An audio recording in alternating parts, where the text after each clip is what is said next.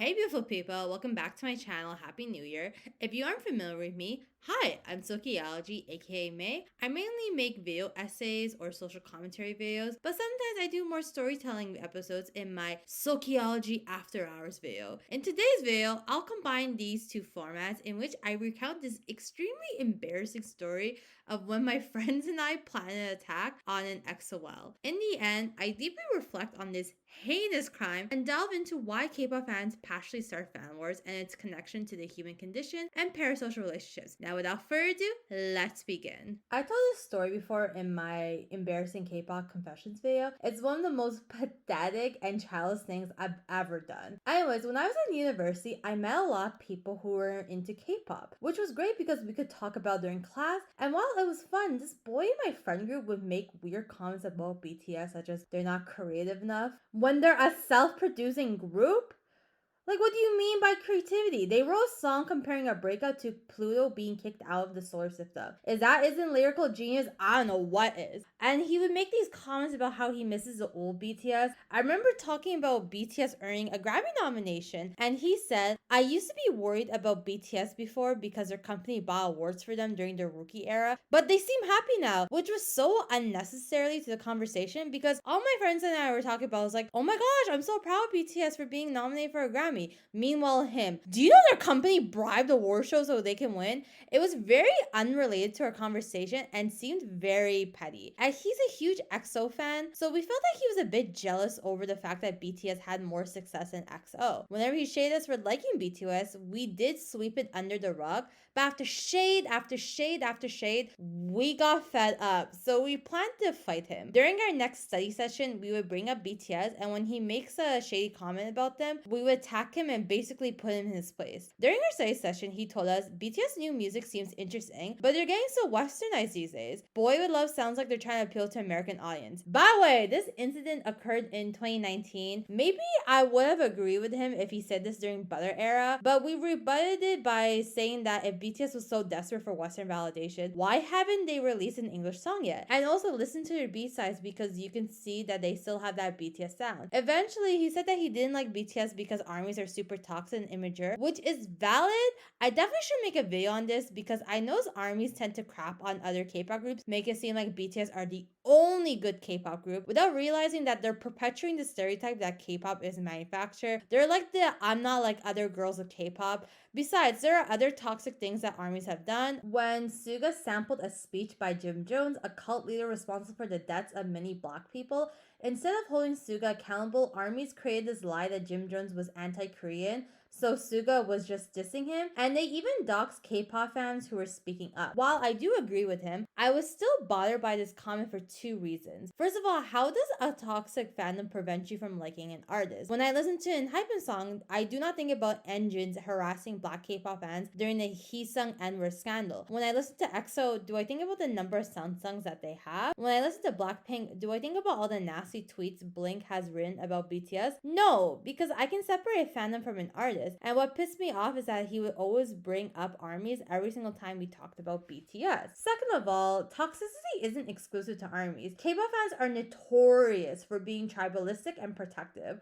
We deem Blink's stays and ARMYs toxic because, well, they're the largest K-pop fandom, so this toxicity is more apparent. Hence, it's illogical to claim that all ARMYs are immature and toxic. So we end up having an extremely heated discussion about ARMYs and BTS. For example, we pointed out to him that he was being really biased because EXO-Ls were known to be the most toxic K-pop fandoms at one point in K-pop, and overall he should be more open-minded about BTS's newer music. But he ended up apologizing for making baseless assumptions about ARMYs and BTS and said that he will explore more of their music. But looking back at the situation, we were so aggressive. Why were we ganging up on someone for not liking BTS's music? And before y'all are like, don't worry, teenagers do dumb things. People, I was in my 20s when this happened. I have no excuse. Why was I, a grown-ass woman, acting like a toddler? And besides, who plans a fight during a study session when we had a midterm that week and all we cared about is defending BTS honor? No wonder I didn't do good in university. We should have just accepted that he didn't like BTS and just moved on with our lives. Although I'm not really friends with this person anymore, my friends and I really want to confess and apologize to him because we were just so wrong for doing that. But hey, at least I've never seen some of the death threats before. Since I wanted to make this video, I asked my friend why we did what we did. In general, we agreed that our friend was pretty rude over BTS. They were easily hating on them without taking the time to get to know their music at a deeper level. So I guess we wanted to put him in this place. However, we should have been more mature and ignored him instead of planning a day to attack him. But at the same time, there must have been other reasons why we wanted to fight him. We did take this situation to extreme after all. Through our reflection, I came up with 2 reasons why K-pop fans instigate fan wars, why they cannot take constructive criticism about their idols, or why they're so protective in general.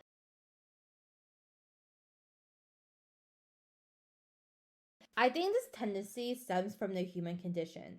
K-pop fans aren't different from other fandoms like Barbs, Ariananas, Swifties, etc. I argue that since we see our musical taste as a reflection or extension of ourselves, so whenever someone criticizes our fave's music, we see it as an insult, as if they're implying we don't have good music taste. Personally, when my friend said that BTS music wasn't Korean enough, it made me feel that my interests were too generic or boring. My friend told me that because she was so invested into BTS, such as streaming their music, she felt that BTS was part of her identity. So she took his comments as an attack on her. I think that's a massive problem with fan culture. We attach ourselves so profoundly to people we barely know. Because my friend and I, once we became more detached from BTS, we became less sensitive when people criticize them. I'm not joking with y'all. Sometimes we even criticize armies and we're like, now I understand what our friend was talking about armies being toxic. We begin to see those criticisms more objectively. I guess K-pop fans really need more hobbies.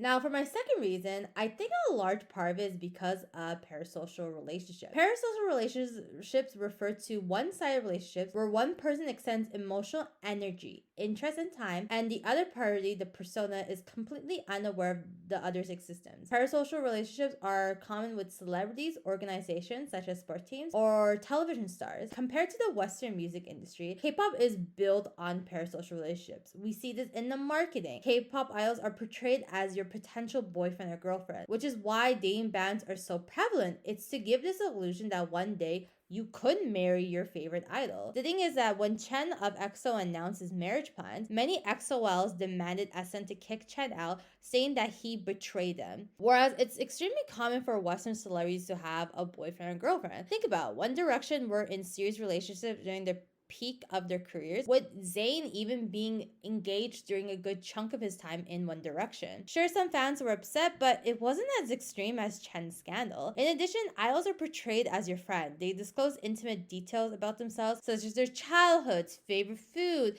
interests, dating preferences, making fans know them on a more personal rather than a private way. So I'll give this an example. So I remember one time at work, my coworker, he's like in his 40s, and he was asking me about BTS because he knew that I listened to music. And he was asking me, like, who's the guy who sang with Charlie Puth? I said, Jungkook. He said, is he the oldest? I said, no, Jin's the oldest. And he asked me, does he speak English? I said, no, their leader RM knows English, but Jin knows some English. I'm sorry, I've been laughing at this.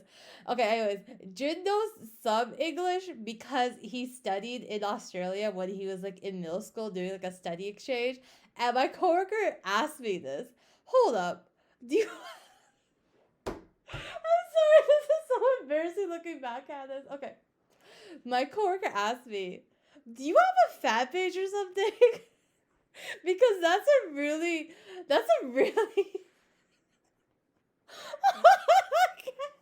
Sorry. Okay, be professional. That's like a really like personal thing.